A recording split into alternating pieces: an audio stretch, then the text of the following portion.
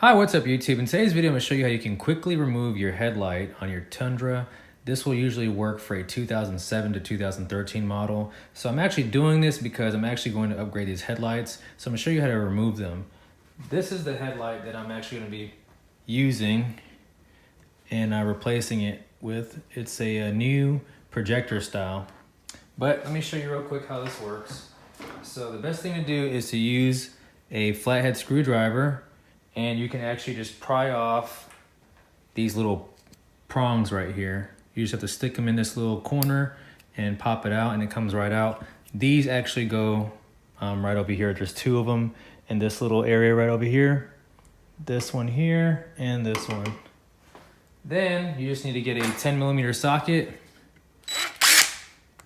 and you're going to remove 3 bolts.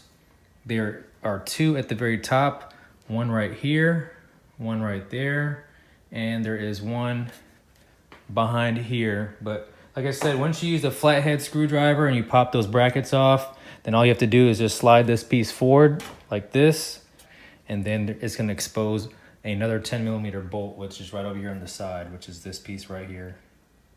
Once you get all the screws off and the bracket and this piece off, you're going to try to lift up on the bottom right here, pull back, and you also want to kind of cup these arms, these 2 pieces here, and lift up and away, and it'll come right off. Now the only thing that's holding it now is the light connectors, so you need to disconnect your light connections for your low beam and your turn signals and everything else.